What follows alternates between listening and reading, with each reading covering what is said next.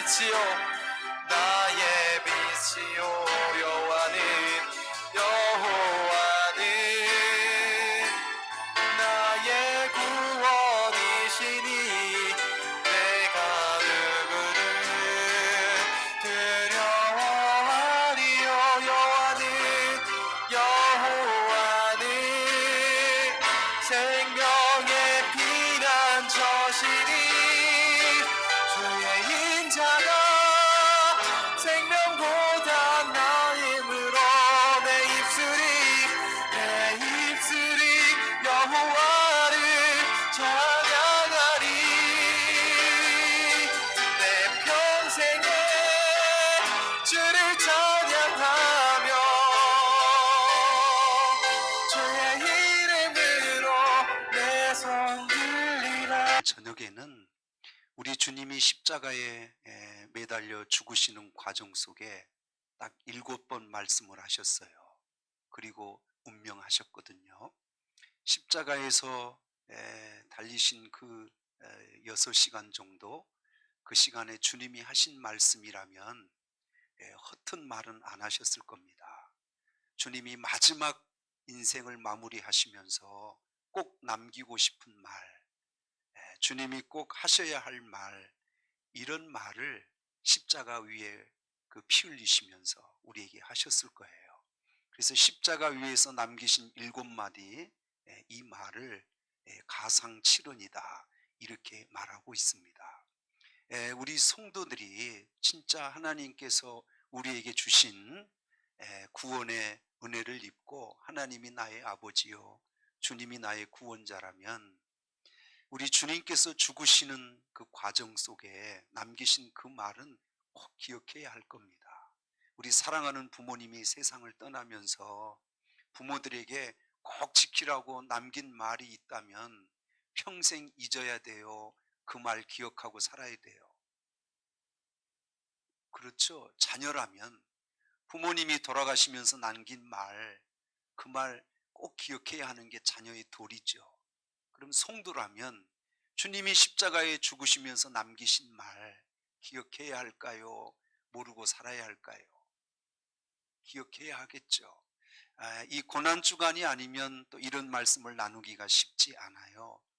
그래서 우리 성도님 여러분, 주님 앞에 가는 그날까지 주님이 우리에게 남기신 7번 하신 이 말은 꼭 가슴에 기억하시고 그걸 은혜로 누리실 뿐 아니라 여러분도 주님처럼 그렇게 승리하며 그 길을 가시는 저와 여러분이 되시기를 주의 이름으로 축원합니다.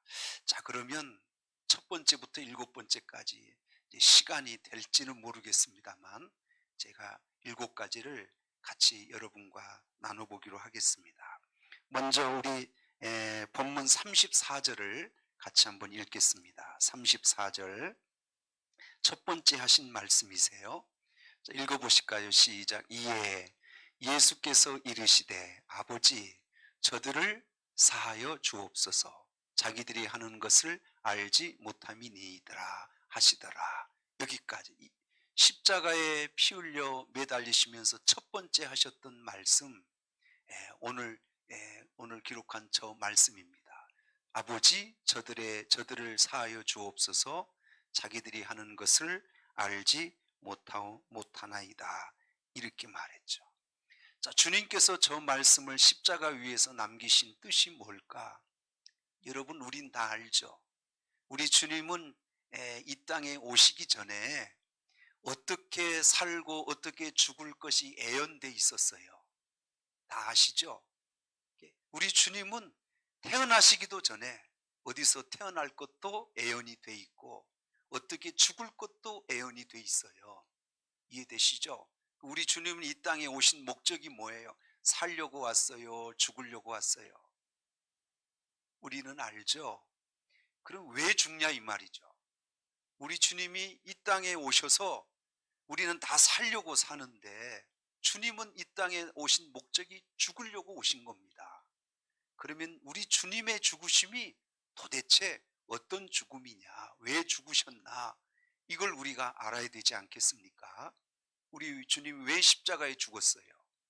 목적이 뭘까요? 뭐 하시려고? 십자가에서 영원히 해결할 수 없는 우리의 죄를 다 사하여 주시려고, 그래서 십자가에 죽으신 거거든요. 그래서 첫 말씀이 저들의 죄를 사하여 주옵소서 이렇게 말씀한 거예요.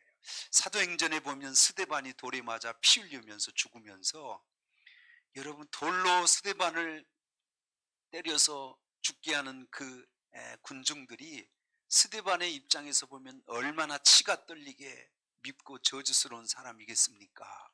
근데 스데반은 그 저주스러운 그 군중들을 향하여 주님과 같은 말을 했어요. 주여, 저들의 죄를 사하여 주옵소서.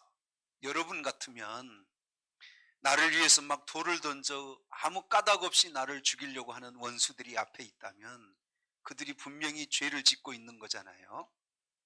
저들을 향하여 우리도 똑같이 주여 저들의 죄를 사하여 주옵소서 이렇게 말할 수 있을까요? 쉽지 않을 겁니다. 우리는 왜 쉽지 않냐면 우리는 감정으로 대하기 때문이고, 우리 주님은 왜 그 말이 가능하셨냐면 우리 주님이 이 세상에 오신 목적이 그거예요. 고통을 당하느냐 무시를 당하느냐 이게 문제가 아니고, 우리 주님이 이 세상에 오신 목적은 그 십자가에서 피 흘려 죽으시면서 우리 온 인류의 저와 여러분의 죄를 사하여 주시려고, 그래서 십자가를 지시는 거거든요. 그래서 주님은 감정에 흔들리지 않아요. 그리고 끝까지 이 땅에 당신이 오신 목적을 이루어 가시는 과정이, 그게 마지막 절정이 십자가 위에서 이제 온 피를 다 흘리시고 죽어 주시는 거죠.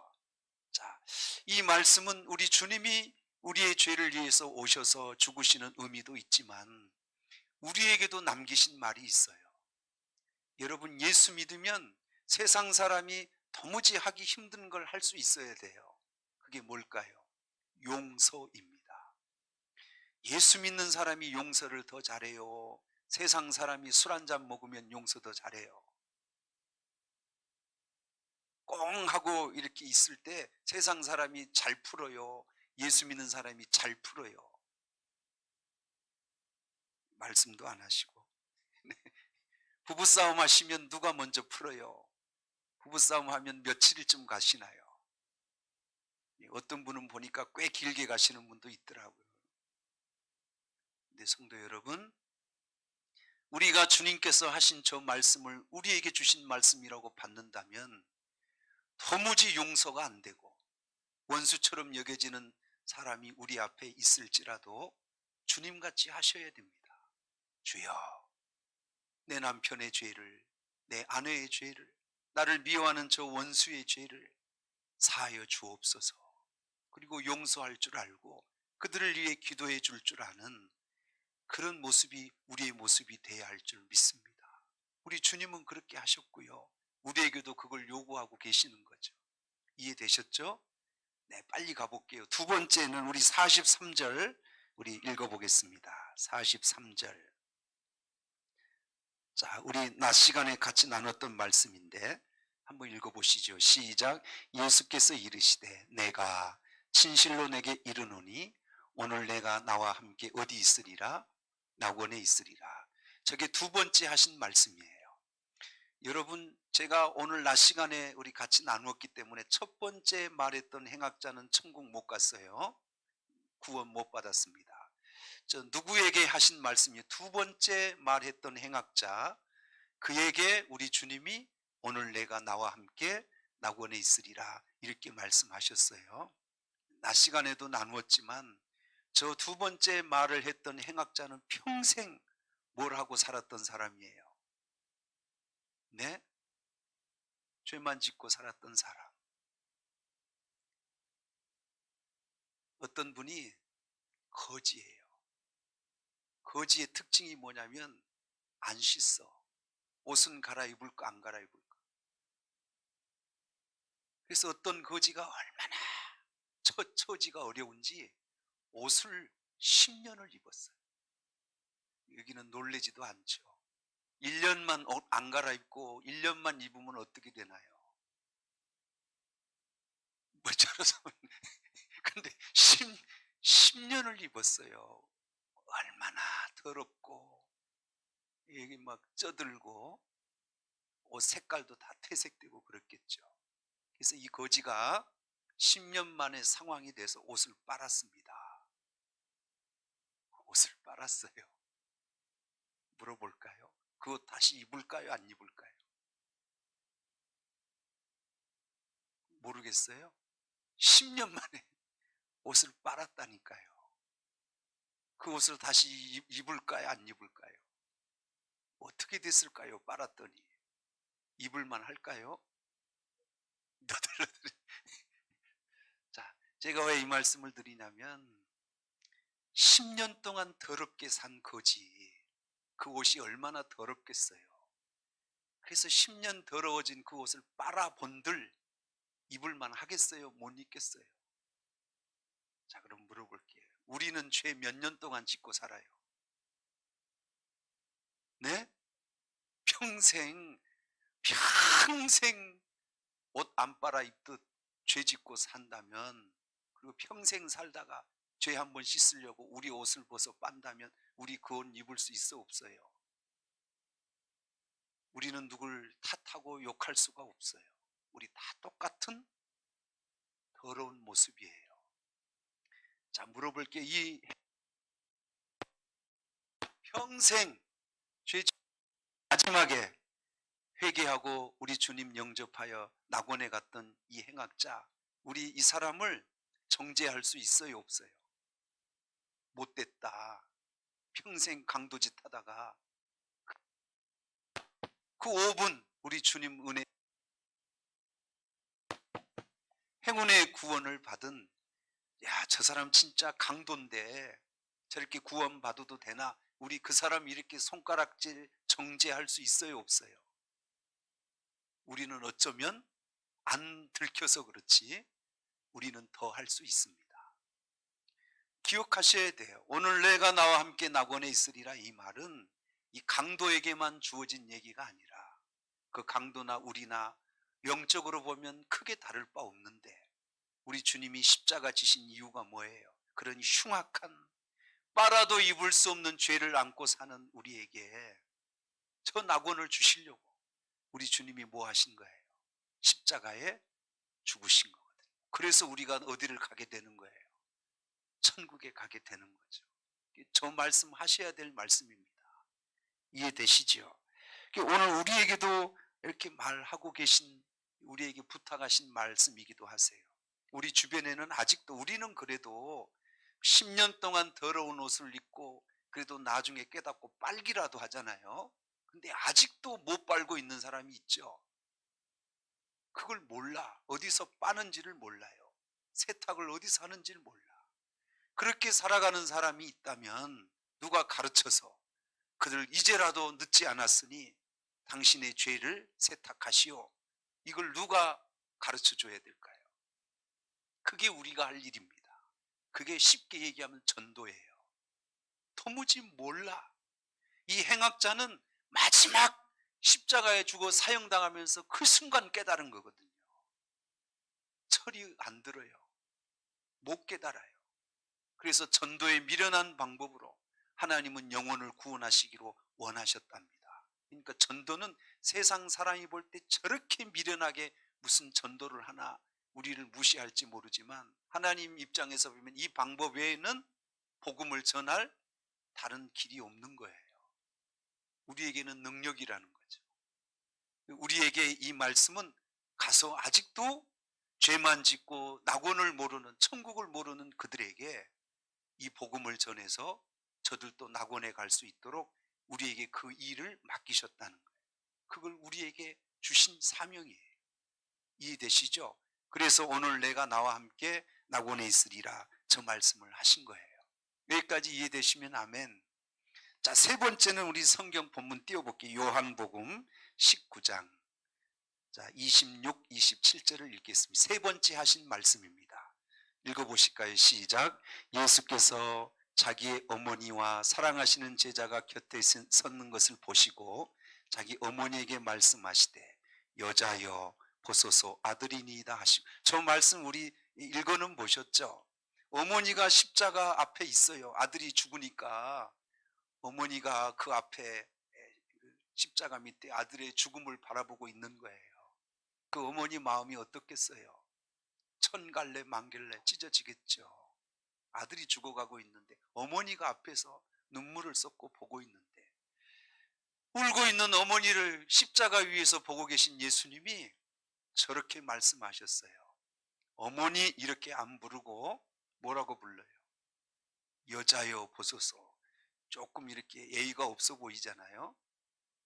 그리고 그 다음 절 일단 한번 보십시다. 27절. 또 제자들에게 이르되 보라 내 어머니라 하신데 그때부터 그 제자가 자기의 집에 모시니라. 자, 26절에 여자여 이렇게 말씀하시고 27절에는 어머니라 하며 제자에게 부탁을 한 거지요. 자, 다른 성경을 또 보니까 예수님을 찾아왔어요. 어머니와 형제들이 찾아왔습니다 했더니 예수님이 그때 하신 말씀이 누가 내 형제여 내 어머니냐, 나와 함께 하지 않는 자는 내 아버지 내 어머니 형제가 아니다, 이 말씀을 하셨어요.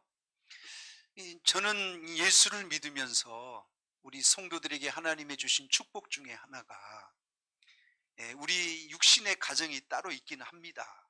그러나 하나님이 우리에게 영적인 가족을 또 주셨어요. 아멘이죠. 가정을 주신, 가족을 하나님이 구성케 하신 뜻이 뭘까요? 가정에서 하는 일이 뭐예요? 그냥 먹고 자는 게 가정에서 하는 일인가요? 가정은 뭐가 잘 돼야 돼요? 가정이 뭐예요? 기능이.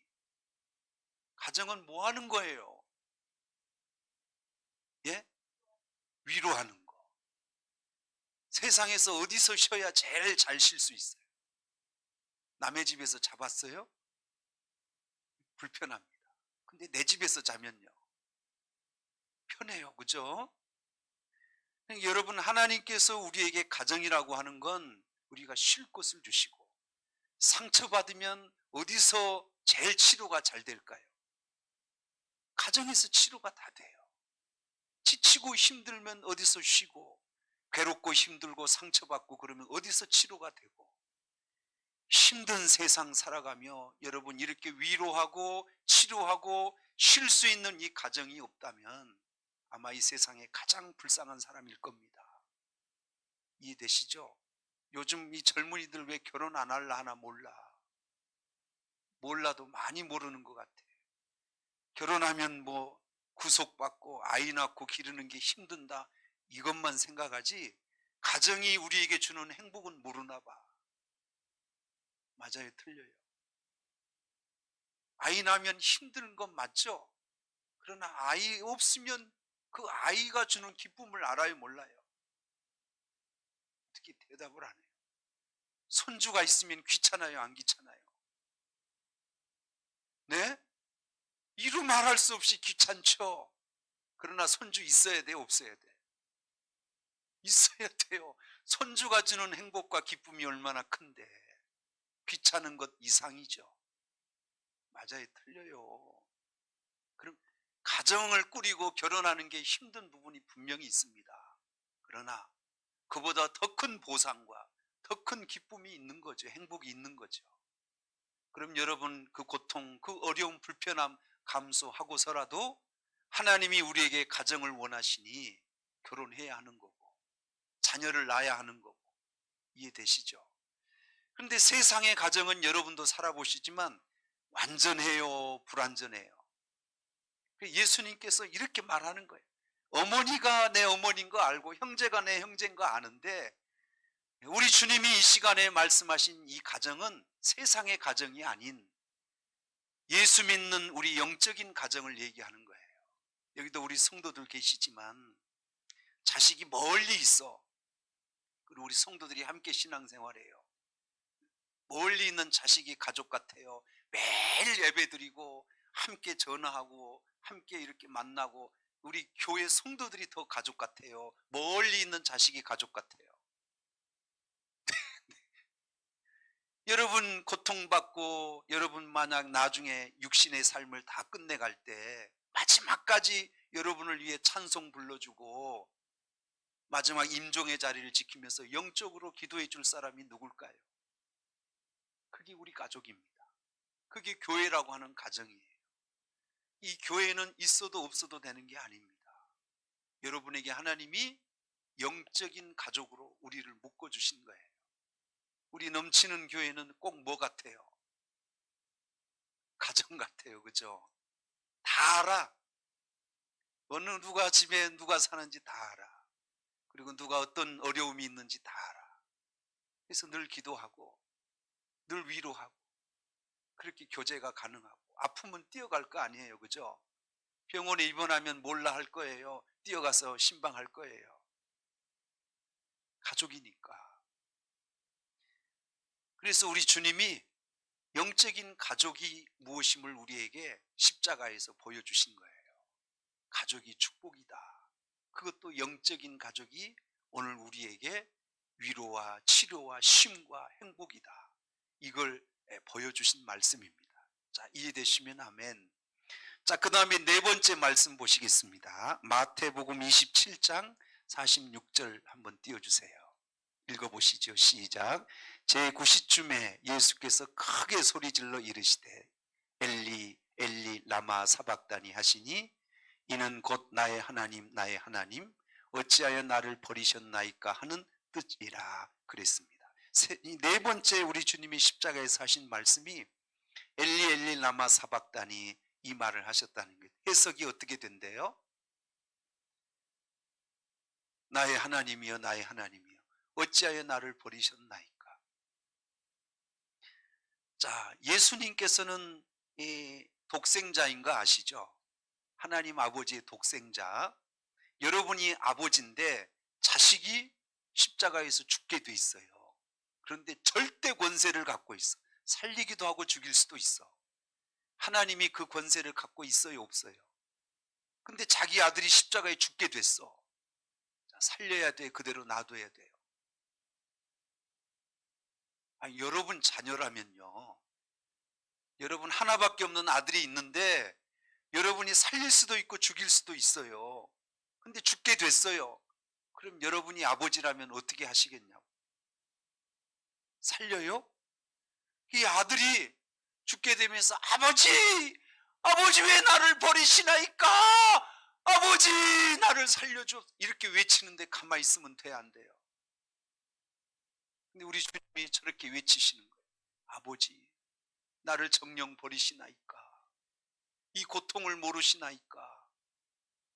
그때 아버지가 예수님을 도와줘요, 안 도와줘요? 나타나지도 않죠. 왜 그러셨을까요? 그걸 안 보고 계셨을까요? 왜 아무런 반응을 안 보이시고 아들을 구해주지 않았을까요? 그 순간만큼은 아버지가 아들 취급을 안 했습니다. 그리고 그 아들을 어떻게 여겼냐면 모든 인류를 대표하는 대표자로 보신 거예요. 예수님은 그 시간 아들이 아니야. 하나님에게는 뭘로 보여? 모든 사람을 위해 대표로 죽어야 할 어린 양으로 보는 거예요. 그래도 하나님 아버지의 마음은 찢어지겠죠. 아들이 죽는데. 이해되시죠? 여러분 부모가 돼서 아시지만 우리 아이들이 막 힘들고 고통스럽지만 꼭 해야 될 고통의 과정이 있을 때 아빠 나 이거 왜 해야 돼? 엄마 나 이거 왜 해야 돼? 하면서 막 어려움을 토할 때, 그러나 꼭 해야 될 일이라면 엄마 아빠가 하지 마라 그래요. 묵묵히 그냥 놔둬야 하라고 놔둬야죠. 꼭 해야 될 과정이니까, 그 고통 거쳐야 할 과정이니까. 그러나 어머니 아버지 마음은 자식보다 더 아프죠. 이해되시죠? 그러니까 여러분 우리 이걸 기억하셔야 돼요. 처참하게 십자가에서 고통과 피를 흘리며 죽는 아들이 죽어가는 모습을 아시지만 아버지도 그 아들을 구하지 않아요. 이유는 딱 하나예요. 그 아들이 죽어야만 우리가 죄사함 받고 구원을 받기 때문에 절규하는 아들의 이 절규를 우리 주님이 외면하시는 거죠. 그가 찔림은 우리의 허물 때문이요. 그가 상함은 우리의 죄악 때문이다. 그가 찔려야 돼. 누구 때문에? 우리 때문에. 그가 상해야 돼. 누구 때문에? 우리 때문에. 그가 죽어야 돼. 누구 때문에? 우리의 구원 때문에. 그래서 우리 주님은 그렇게 죽으셔야 될 인류의 대표자 구원자이기 때문에 아들로 여기지 않고 우리 아버지 하나님은 그를 죽게 놔두신 거지요. 사랑하는 성도 여러분, 이 말은 우리에게도 해당하고 우리에게도 남겨준 부탁이 있는 거예요. 누군가가 대신 버림받아서 누군가가 대신 희생하고 헌신해서 그래서 누군가가 살 수 있다면 우리 주님처럼 우리도 대신 죽어지는 그 헌신의 길을 우리도 한번 가보라는 거예요. 이해되시죠? 남편이 어려우면 누가 대신 그 어려움을 지고 가야 되나요? 아내가. 아내가 어려우면 누가 그 대신 그 고통을 지고 가야 되나요? 남편이. 우리 성도들이 어렵고 힘들 때 그 고통을 누가 지고 가는 게 좋을까요? 내가. 안 져도 되지만 그러나 내가 그 고통, 그분이 갖고 있는 그 아픔을 내가 져서 그분이 산다면 내가 질 수 있어야죠. 그게 우리 주님이 지신 십자가고. 그래서 저는 늘 그렇게 생각해요. 내가 희생해서 누군가가 유익이 된다면 그게 하나님이 원하시는 길이다. 아멘이죠. 이 희생의 길, 좁은 길, 헌신, 이 길이 사실 힘들고 어렵고 세상 사람들이 외면하는 길이지만 그러나 우리 주님은 자청해서 그 죽음과 헌신, 희생의 길을 가신 거죠. 그래서 우리 주님이 우리에게 구원자여 온 인류에 존경받고 우리에게 희망이 되는, 소망이 되는 분이신 거죠. 이분이 성숙한 분이고 이분이 진짜 어른이에요. 이해되시죠? 어린아이는 이렇게 못해요. 어른만 할 수 있는 거죠. 그래서 여러분, 할 수 있다면 남의 고통을 질 줄 아시고 남의 아픔을 질 줄 아시는 그런 성숙한 신앙인이 돼야 할 줄 믿습니다. 주님은 자기가 안 죽어도 되는데 누구 때문에 죽은 거예요? 우리 때문에 죽은 거예요. 안 아파도 돼요. 근데 우리 때문에 그 아픔을 당하신 거거든요. 그래서 우리가 사는 거죠. 이해되셨죠? 자, 이 다섯 번째로 가겠습니다. 요한복음 19장 28절을 읽겠습니다. 시작. 그 후에 예수께서 모든 일이 이미 이루어진 줄 아시고 성경을 응하게 하시하 이르시되 내가 목마르다 하시니 그랬어요. 그 피가 이렇게 다 몸에서 빠지고 또 폐를 찔렀잖아요, 창으로. 그래서 물이 다 빠졌어요. 피를 많이 흘리면 오는 고통이 하나 있는 거 아시죠? 탈수증. 물을 못 먹어서 오는 목이 타들어가는 이 고통, 여러분도 한 번쯤은 느껴보셨을 것 같아요. 피가 빠지면 이 몸이 물이 없으니까요. 그 탈수로 인한 고통이 정말 처절한 고통이 옵니다. 그게 목마름으로 오는 것 같아요. 피를 너무 많이 흘리신 주님이 이 고통이 온 거예요. 그래서 우리 주님이 목마르다 이렇게 외치신 것 같아요. 그랬더니 신포도주를, 주님의 입에 대준 병사도 있었죠. 신포도주를 줘서 되겠습니까? 목마르다는데 뭘 줘야 돼?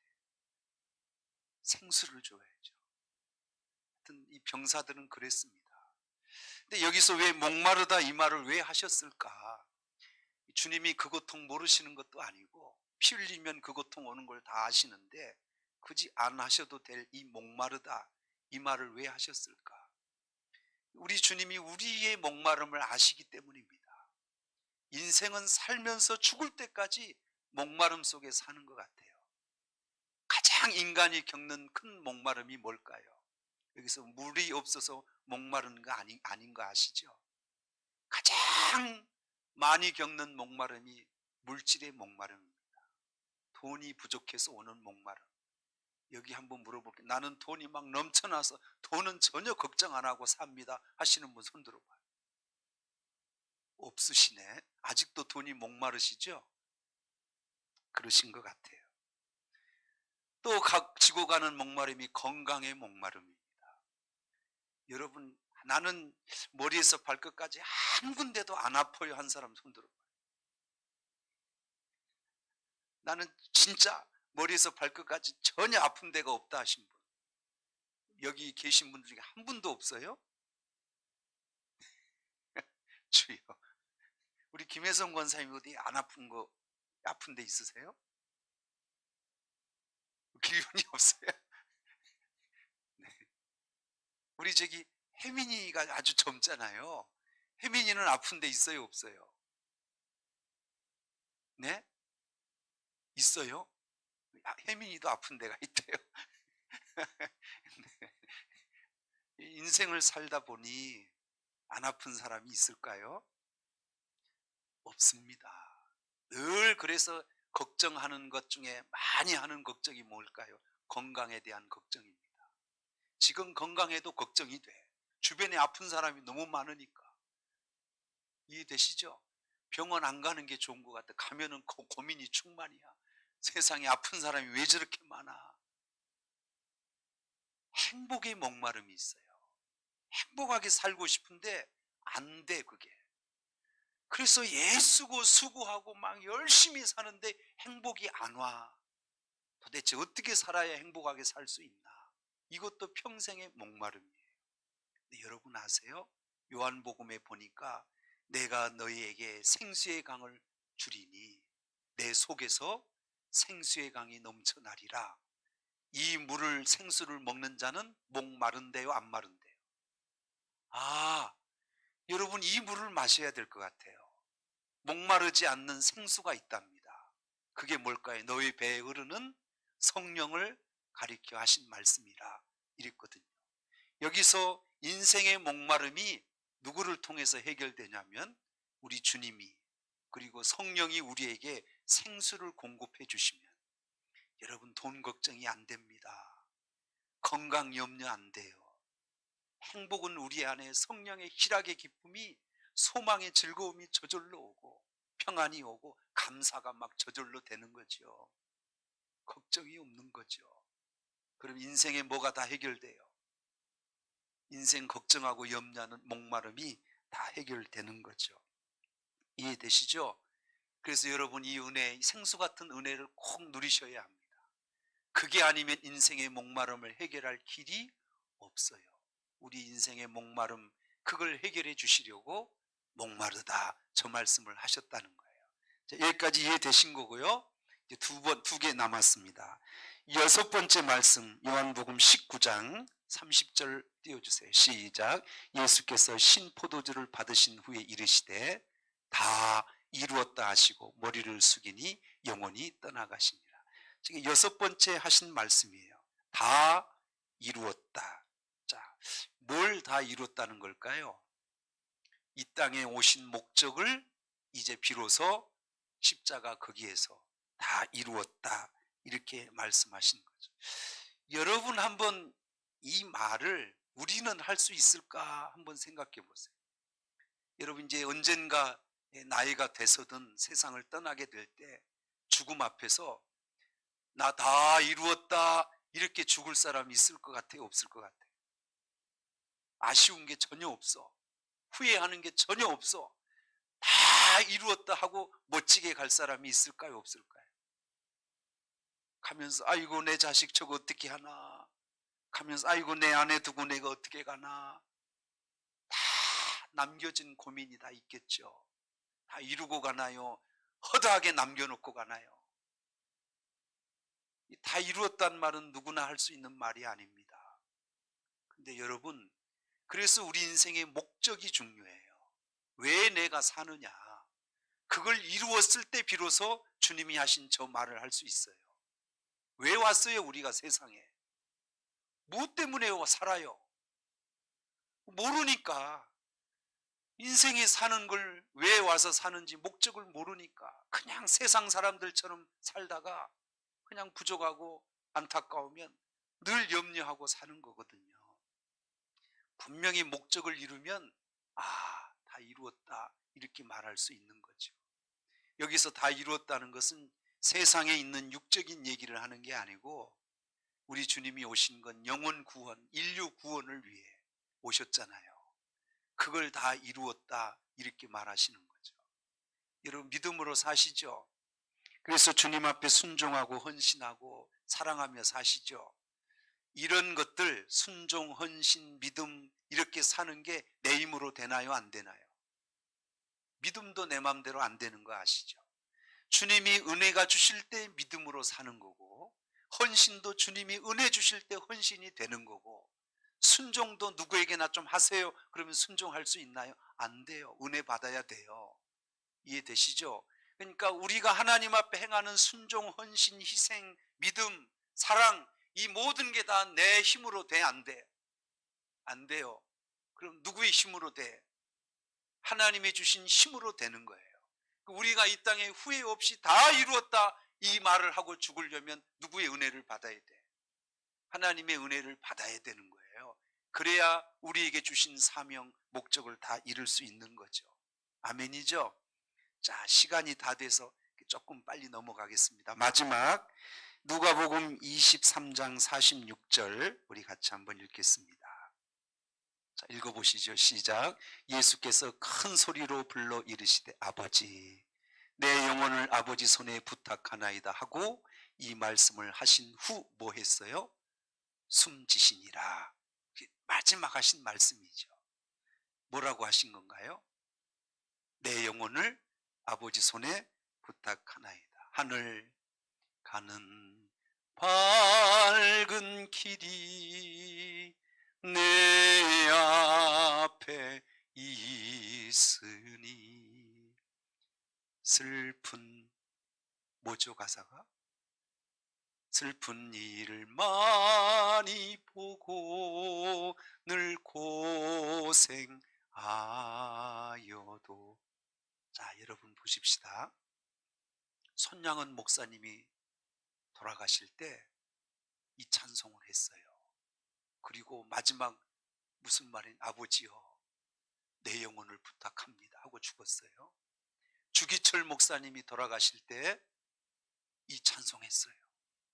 그리고 감옥에서 고문당하고 죽을 때 아버지여 내 영혼을 부탁하나이다 하고 죽었어요. 자, 물어보십시다.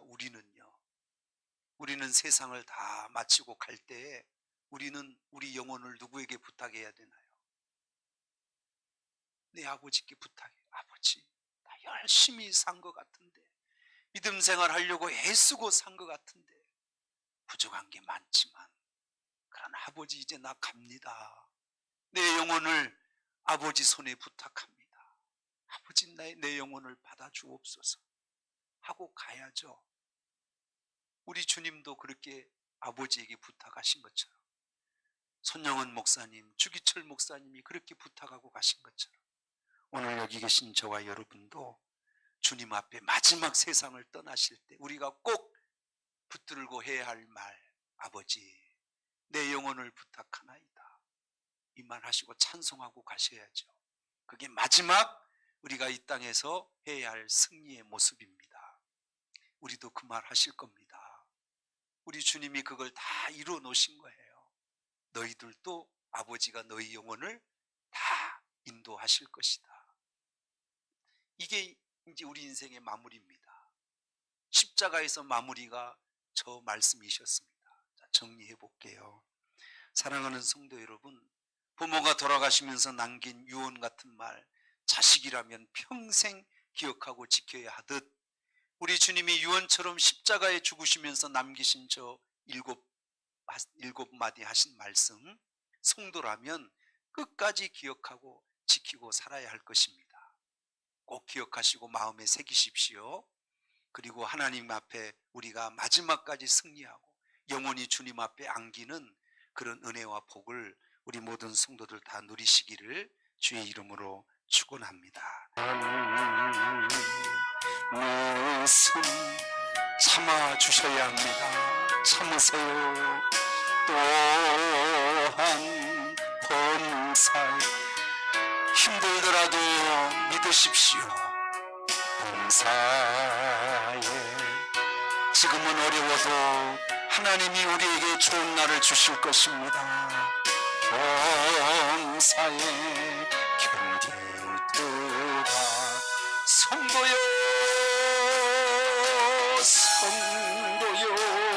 서로 사랑. 아버지, 사랑만 하고 살아도 턱없이 부족한 우리 인생입니다. 아멘. 사랑해 주님께 명지켜 힘써서 사랑하자.